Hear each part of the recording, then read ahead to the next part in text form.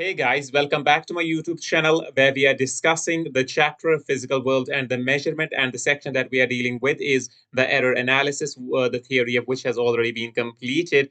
And the topic that we are discussing is the problems to practice.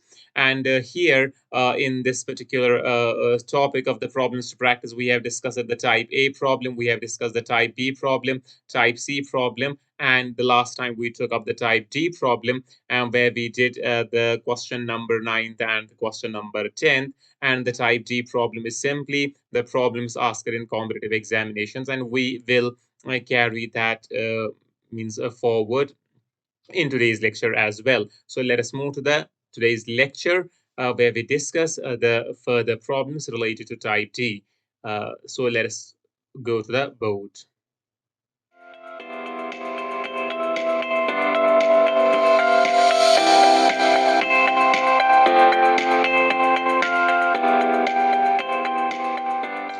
जैसा कि मैं कह रहा था कि यहाँ पर हम फिजिकल वर्ल्ड्स और मेजरमेंट का जो टॉपिक है या मेजरमेंट का जो सेक्शन या चैप्टर है वो हम डिस्कस कर रहे हैं, और एरर एनालिसिस भी हम डिस्कस साथ में कर रहे हैं। सेक्शन एरर एनालिसिस पर जो है वो हम डिस्कस कर रहे हैं, और इसकी जो थियरी है वो हमने ऑलरेडी कंप्लीट की हुई है।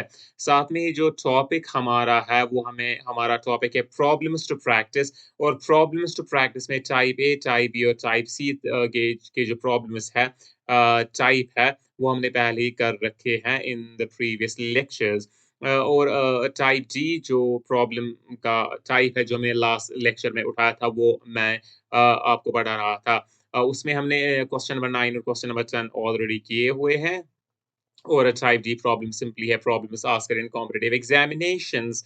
तो चलिए इस पर जो अब हम नेक्स्ट क्वेश्चन को करते हैं, तो चलिए देखते हैं कि उसके लिए हम उस क्वेश्चन को रीड थ्रू करेंगे so that we know what this question is all about. So let us read through the question. So the nth division of the main scale coincides with the n plus 1th division of the Vernier scale. Given that one main scale division is equal to A units, the least count of the vernier caliper would be. तो क्या कह रहा है कि जो nth division है किसका, main scale का, याद रखिए nth डिवीजन जो है मेन स्केल का, वो किसके साथ कोइंसाइड करता है, वो n प्लस 1th डिवीजन के साथ कोइंसाइड करता है, किसके, वर्नियर स्केल के। याद रखिए जब हमारे पास वर्नियर कैलिपर होता है, जैसा कि आप अपने स्क्रीन पर साइड पर देख पा रहे होंगे, एक वर्नियर कैलिपर वहां पर दिया गया है। तो एक वर्नियर कैलिपर में क्या होता है, एक वर्नियर कैलिपर में दो चीजें होती है, मेन स्केल होती है, क्या होती है, मेन स्केल होती है, साथ में ही एक वर्नियर कैलिपर में वर्नियर स्केल होती है। जो ये मेन स्केल है, ये मेन स्केल फिक्स्ड होती है, और आप देखेंगे ही, मतलब आप देख पा रहे होंगे फिगर में कि वर्नियर स्केल फिक्स्ड है, और जो मेन स्केल है, मेन स्केल वर्नियर स्केल पर जो मेन स्केल है वो फिक्स्ड होती है, और वर्नियर स्केल मेन स्केल पर स्लाइड कर पाती हो, मतलब vernier scale is able to slide on the main scale measurement उठाने के लिए। So in order to take the measurement, जो वर्नियर स्केल है वो मेन स्केल पर स्लाइड करती है, और जब जो मेन स्केल है उसके खुद के डिविजन्स होते हैं, और जो वर्नियर स्केल है उसके भी खुद के डिविजन्स होते हैं, और जो मेन स्केल का जो एक डिवीजन होता है और जो वर्नियर स्केल का जो डिवीजन होता है वो बराबर नहीं होता। तो इसलिए, लेकिन क्या होता है, जब मेजरमेंट की जाती है कोई ना कोई डिवीजन वर्नियर स्केल में कोइंसाइड करता है मेन स्केल के साथ, तो वो जो कोइंसाइडिंग डिवीजन होता है वो ज़रूरी, या हम कह सकते हैं कि वो डिवीज़न मेज़रमेंट उठाने के लिए इम्पोर्टेंट बन जाता है।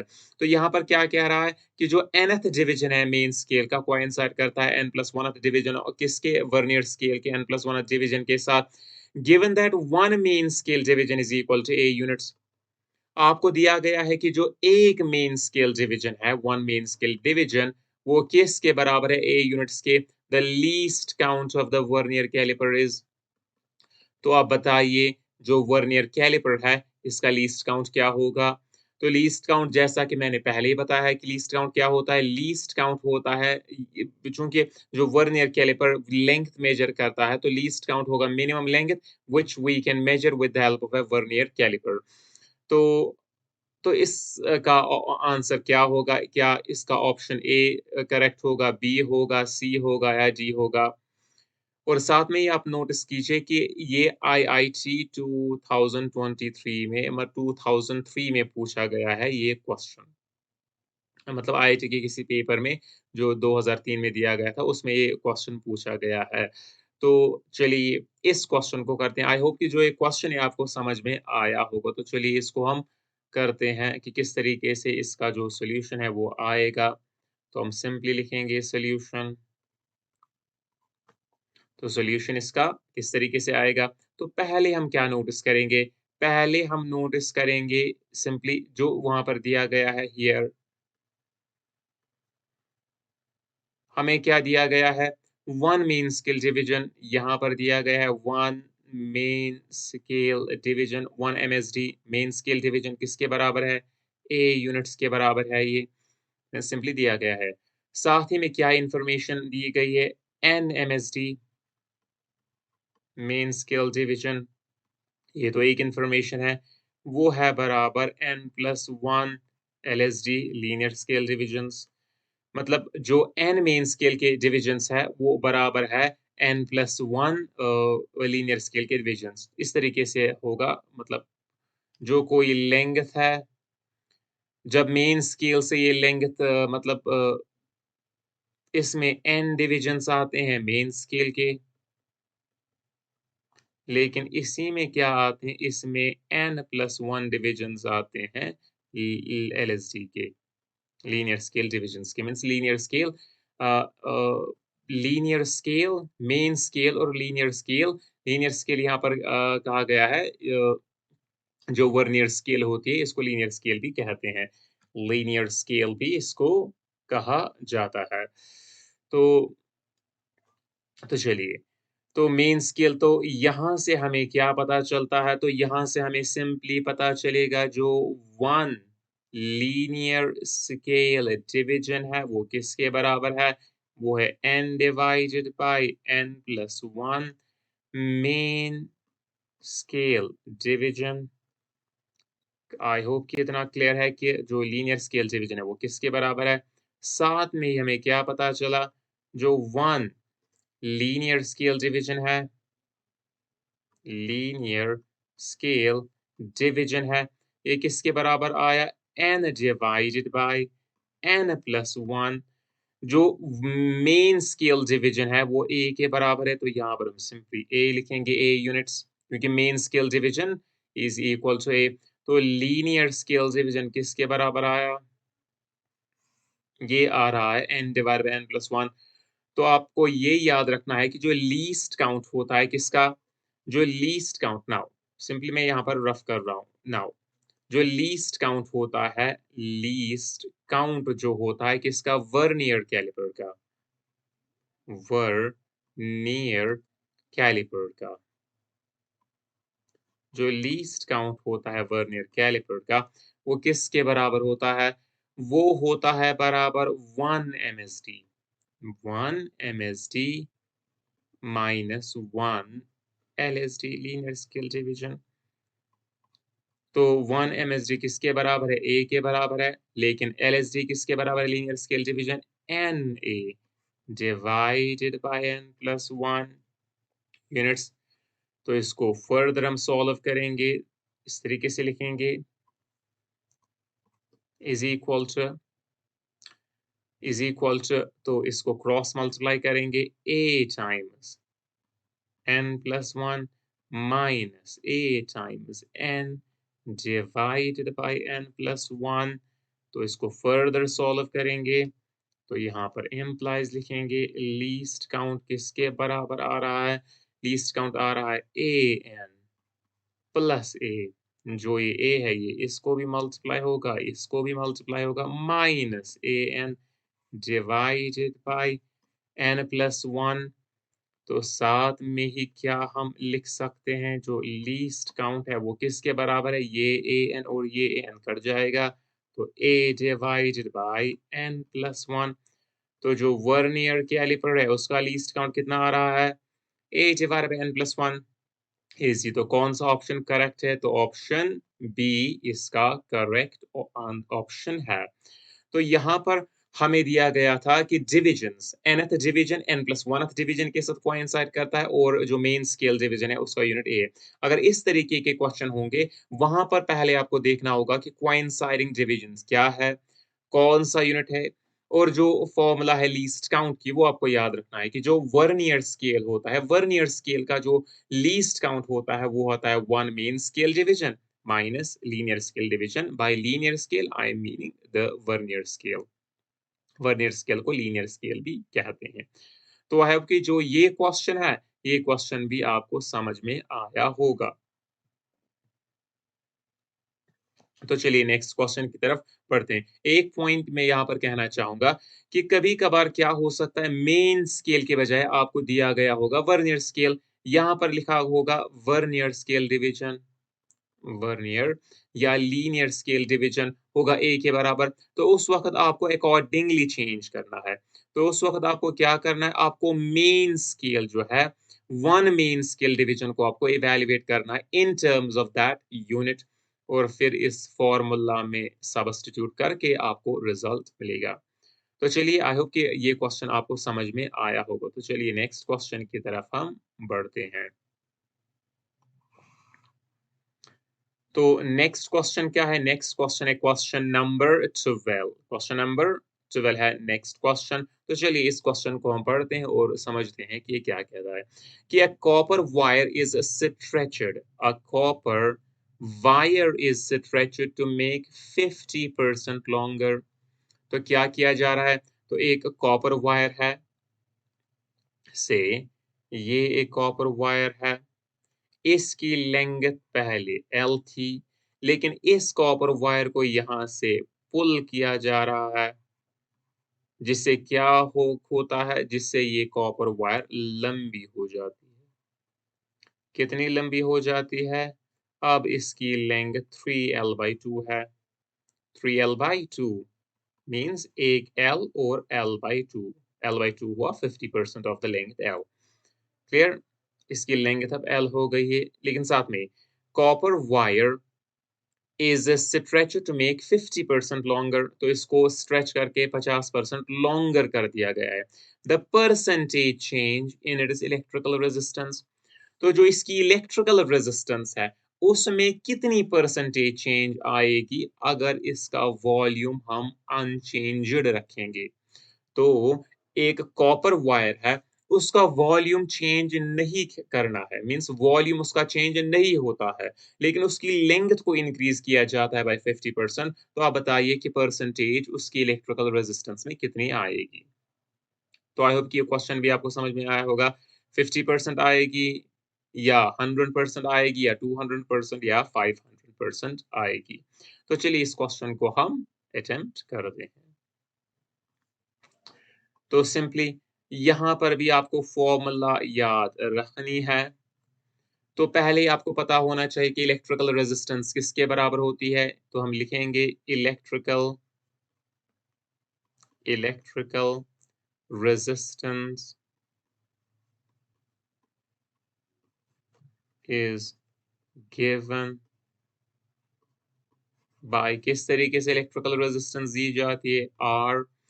तो यहाँ पर लेंथ की बात की जा रही है, वॉल्यूम की बात की जा रही है, तो इलेक्ट्रिकल रेजिस्टेंस को हमें एक्सप्रेस करना है in terms of length and volume.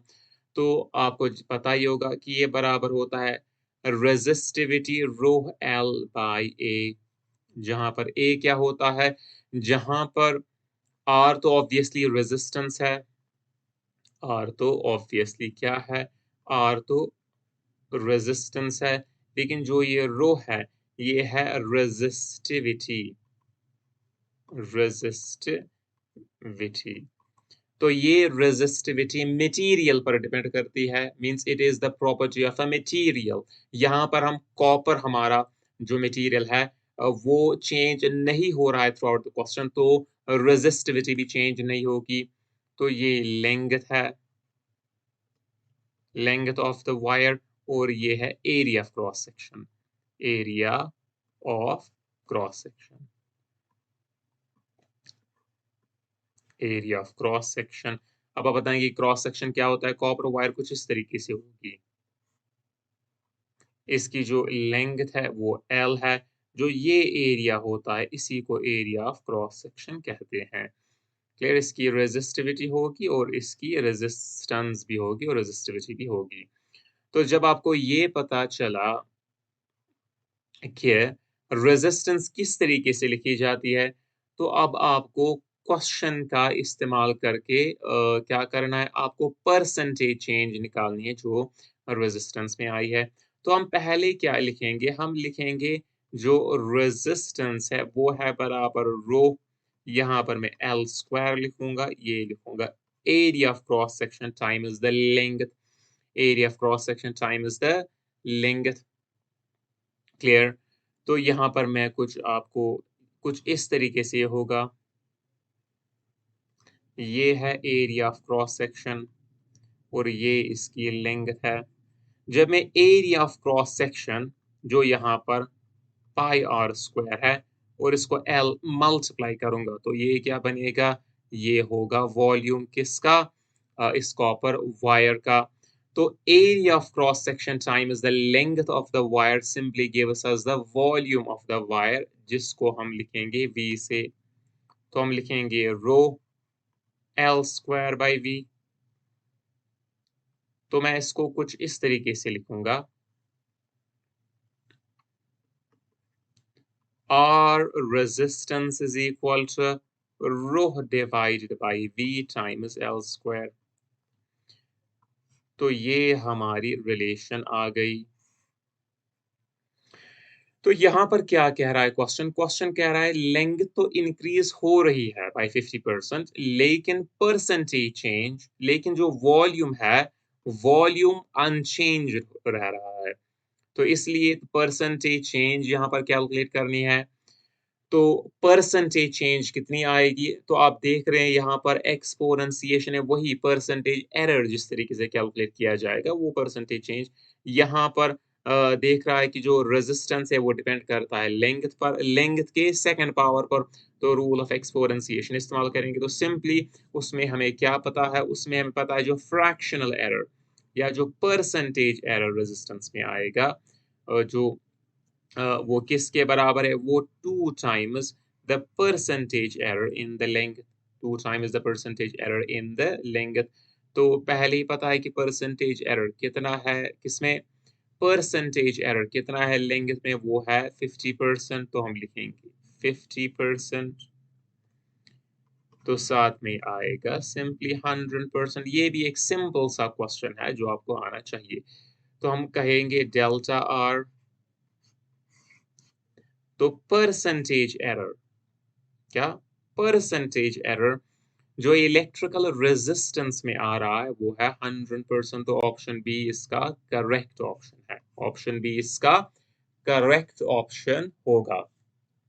तो जो ये क्वेश्चन है ये इजी, मतलब it becomes easier to do this question when you know the exact formula that is used in that can be used for that particular question। तो यहाँ पर जो फॉर्मूला इस्तेमाल हो रही थी R is equal rho L by A, इसको थोड़ा मॉडिफाई करना था ताकि वॉल्यूम भी इसमें इंट्रोड्यूस हो, क्योंकि वॉल्यूम कांस्टेंट है। तो रो V टाइम्स L स्क्वायर इसका जो यूज्ड फॉर्मूला है, जो बेस्ट फॉर्म है जो इस क्वेश्चन के लिए सूटेबल है, वो यही है R is equal rho V times L square. तो इसके बाद हम सिंपली जो परसेंटेज चेंज है वो इवैल्यूएट कर सकते हैं, that is easy.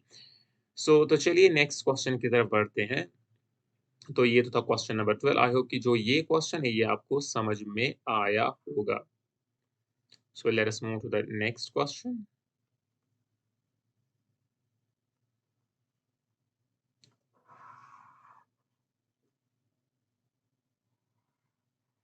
And it is question number 13. It is question number 13.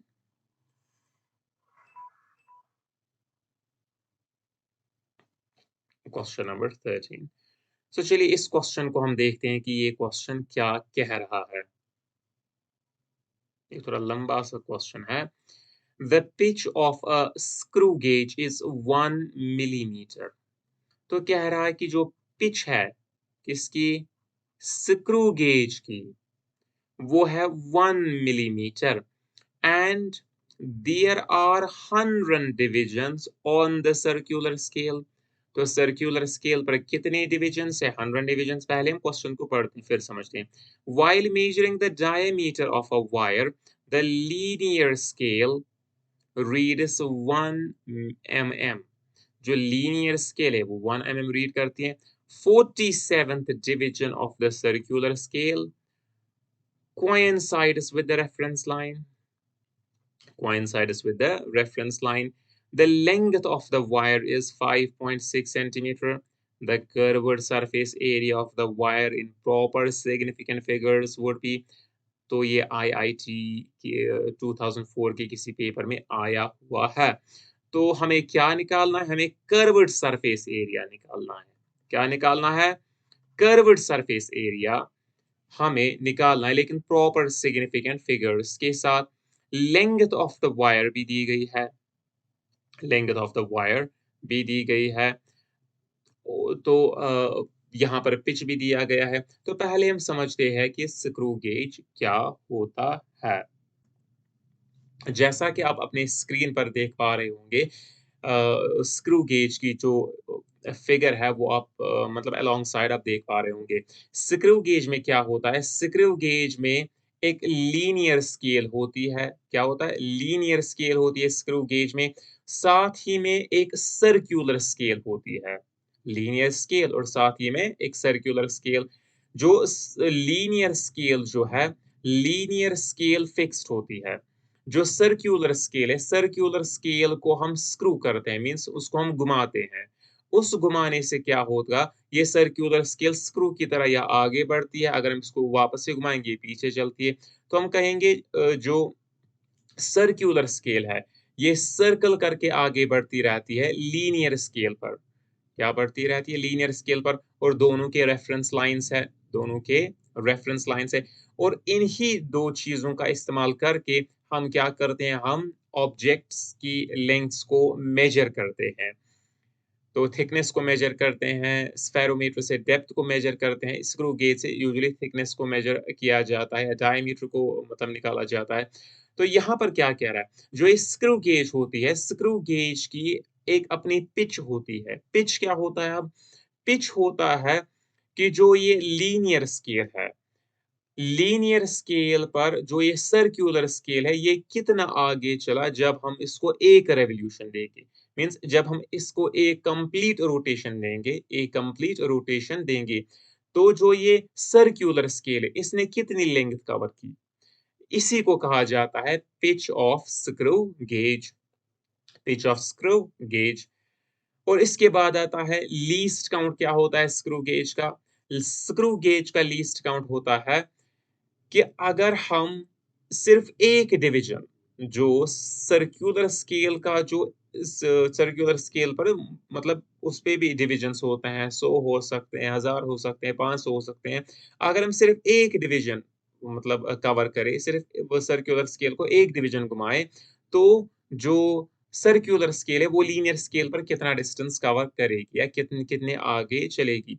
और वो जो डिस्टेंस है वो नेग्लिजिबल होती है, मीन्स वो हम इवन विद द आईज़ हम उसको देख नहीं सकते। और इस तरीके से कैलकुलेट करना थोड़ा डिफिकल्ट हो जाता है। तो इस तरी हम क्या करते हैं, हम पहले पिच कैलकुलेट करते हैं।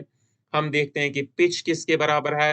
पिच से हमें पता चलता है कि मतलब एक कंप्लीट रोटेशन है रिवॉल्यूशन में इसने रोटेशन में इसने कितनी लेंथ कवर की है लीनियर स्केल पर। इसके बाद हम नंबर ऑफ डिविजन्स को डिवाइड करके लीस्ट काउंट को निकालते हैं। आई होप कि जो ये स्क्रू गेज का जो ये कॉन्सेप्ट है ये आपको क्लियर हुआ होगा। ये सभी मेजरिंग इंस्ट्रूमेंट्स होते हैं। टू बी प्रिसाइज हमारे पास जो वर्नियर कैलिपर है, ये एक मेजरिंग इंस्ट्रूमेंट है फॉर मेजरिंग द लेंथ। दूसरा होता है स्फीयरोमीटर और तीसरा होता है स्क्रू गेज।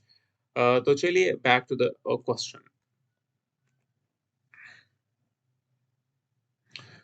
तो यहाँ पर क्या दिया गया है? यहाँ पर दिया गया है pitch of screw gauge is 1 millimetre.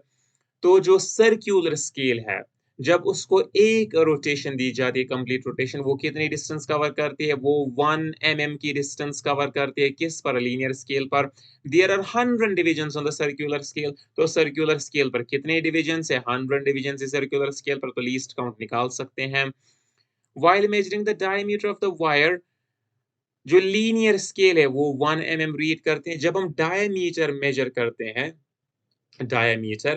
करते हैं, तो जो लीनियर स्केल है उसने क्या रीड किया? 1 मिलीमीटर। और जो 47th डिवीजन था सर्कुलर स्केल पर, वो रेफरेंस लाइन के साथ कोइंसाइड कर रहा था।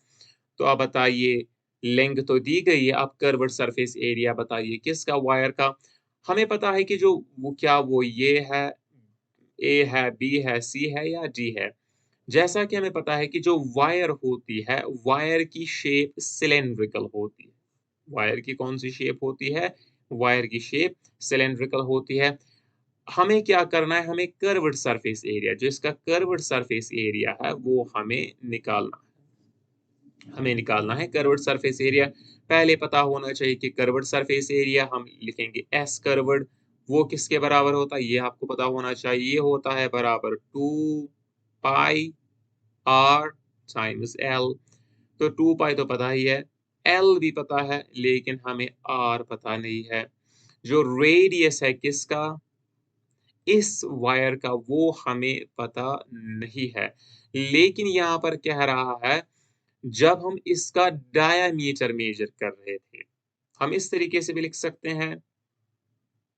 थोड़ा हम इसको मॉडिफाई करेंगे, हम लिखेंगे पाई टाइम्स 2r टाइम्स l, जैसा कि पता है कि 2r होता है d के बराबर diameter. So pi D L curved surface area आएगा। Curved surface area pi D L के बराबर आएगा। यहाँ पर l तो दिया गया है, लेकिन d जो है वो दिया, मतलब d इज नॉट गिवन। हमें d नहीं दिया गया है, लेकिन उसका जो मेजरमेंट है वो हमें रफ फॉर्म में दिया गया है। तो इस मेजरमेंट से हमें d का वैल्यू निकालना है पहले। तो चलिए इसको हम निकालते हैं। हमेशा जो मेजरिंग इंस्ट्रूमेंट है उसका पहले आप लीस्ट काउंट निकालिए। पहले हमें पता होना चाहिए कि जो लीस्ट काउंट है इसका, SCREW स्क्रू गेज का, वो किसके बराबर होगा? लीस्ट काउंट किसके बराबर होता है स्क्रू गेज का? जैसा कि मैं कह रहा था, pitch divided by number of divisions. Pitch divided by number of divisions. Pitch क्या है? पिच है 1 मिलीमीटर, जैसा कि आप क्वेश्चन में देख पा रहे होंगे। और नंबर ऑफ डिविजन्स क्या है? नंबर ऑफ डिविजन्स 100 है। तो इन टोटलिटी कितना आया? 1.01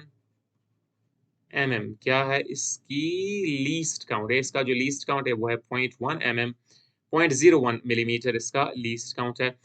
अब याद रखिए, अब यहाँ पर दिया गया है कि डायमीटर ऑफ द वायर जब मतलब मेजर किया जा रहा है, वो है लीस्ट काउंट रीड इस 1 and 47th division coincides with the तो जो डायमीटर है, डायमीटर हमेशा किसके बराबर होगा? डायमीटर होता है बराबर कि linear scale reading. Linear scale पर क्या रीडिंग आ रही है? Times circular scale reading. Circular scale पर कौन सा division points times least count, ये होता है। तो लीनियर स्केल रीडिंग क्या है? लीनियर स्केल रीडिंग भी 1 mm है। सर्कुलर स्केल रीडिंग क्या है? 47 है। मीन्स 47th डिवीजन कोइंसाइड हो रहा है रेफरेंस लाइन के साथ। मीन्स 47th डिवीजन, जब हम वायर को, मतलब वायर की थिकनेस को मेजर कर रहे होते हैं, जब हम इसको घुमा रहे होते हैं, तो 1 mm ये आगे चलता है और 47th डिवीजन अलाइन हो जाता है रेफरेंस लाइन के साथ। तो 47 डिवीजन लीस्ट काउंट 0.01 मिलीमीटर। तो हम सिंपली लिखेंगे 1 प्लस ये कितना आएगा? ये आएगा 0.47 मिलीमीटर। 0.47 मिलीमीटर। तो डायामीटर कितना आ रहा है? 1.47 मिलीमीटर। क्या आ रहा है? डायामीटर। तो जब डायामीटर निकल गया तो हम क्या अब कैलकुलेट कर सकते हैं? तो अब हम कैलकुलेट कर सकते हैं क्या? Curved surface area. तो 10 मैं सिंपली सिंबल्स का इस्तेमाल कर रहा हूँ। कर्व्ड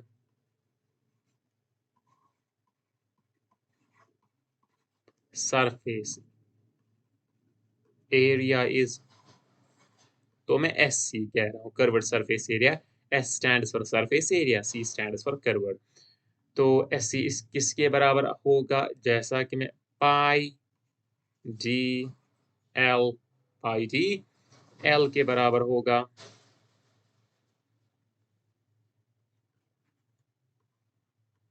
तो SC पाई तो हमें पता ही है कि पाई किसके बराबर है। तो चलिए लिख ही लेते हैं कि पाई किसके बराबर होता है। पाई होता है बराबर 3.1416 मल्टीप्लाई बाय डी हमने निकाल लिया है 1.47 मिलीमीटर। साथ में ही जो लेंथ है वो कितनी दी गई है? लेंथ दी गई है 5.6 सेंटीमीटर। तो हम इन इस मिलीमीटर को सेंटीमीटर्स में कन्वर्ट करेंगे। 1.1416 मल्टीप्लाइड बाय, इसको हम किस में कन्वर्ट करेंगे? इसको हम कन्वर्ट करेंगे मिलीमीटर्स में, मतलब सेंटीमीटर्स में। ये 1.47 इंटू 10⁻⁻² सेंटीमीटर आएगा और 5.6 सेंटीमीटर आएगा। तो अब यहाँ पर ये मतलब कैलकुलेशंस ही है, जब आप इसको कैलकुलेट करेंगे, इसका जो वैल्यू है वो कितना आएगा? इसका वैल्यू हमें निकल के आ रहा है, मतलब जब इसको कैलकुलेट किया जाएगा, इसका वैल्यू निकल कर आ रहा है 2.58616। लेकिन साथ ही में आप यहाँ पर सेंटीमीटर स्क्वायर, साथ ही में लेकिन यहाँ पर कह रहा है कि प्रॉपर सिग्निफिकेंट फिगर्स हमें रखने हैं। तो पहले हमें देखना होगा कि यहाँ पर हम क्या कर रहे हैं। यहाँ पर चीजें मल्टीप्लाई हो रही है, क्वांटिटीज मल्टीप्लाई हो रही है। तो मल्टीप्लिकेशन में हमें देखना है कि सिग्निफिकेंट मतलब रूल क्या है। तो मल्टीप्लिकेशन में फाइनल रिजल्ट में उतने ही सिग्निफिकेंट फिगर्स होने चाहिए जितने मिनिमम सिग्निफिकेंट फिगर्स अवेलेबल है इंडिविजुअल मेजरमेंट्स में। तो मिनिमम क्या है? इस यहाँ पर 3 सिग्निफिकेंट फिगर्स है, यहाँ पर 2 सिग्निफिकेंट फिगर्स है, तो इसमें भी 2 रखने हैं। तो इसमें कितने सिग्निफिकेंट फिगर्स रखने हैं? 2 सिग्निफिकेंट फिगर्स रखने हैं। और ड्रॉप क्या करना है? 8 को ड्रॉप करना है। The number to be dropped is greater than 5, तो प्रोसीडिंग डिजिट को रेज करना है। तो 2.6 सेंटीमीटर स्क्वायर इसका जो रिजल्ट है वो आएगा। तो 2.6, तो ऑप्शन सी इसका करेक्ट ऑप्शन है। ऑप्शन सी इसका करेक्ट ऑप्शन है। आई होप कि जो ये कॉन्सेप्ट है स्क्रू गेज का, ये आपको समझ में आया होगा। अगर आप स्क्रू गेज पर क्वेश्चंस बनेंगे, आई होप कि आपको वो अब आएंगे। तो चलिए आज के लिए इतना ही। तो साथ ही में मैं ये कहना चाहता हूँ कि इसी के साथ जो ये चैप्टर है फिजिकल वर्ल्ड और मेजरमेंट, ये यहाँ पर एंड होता है। तो नेक्स्ट टाइम हम एक नए चैप्टर के साथ या नए लेक्चर में हम नए चैप्टर को मतलब स्टार्ट करेंगे। तो चलिए मिलते हैं नेक्स्ट लेक्चर में with a new topic. Until then, bye bye.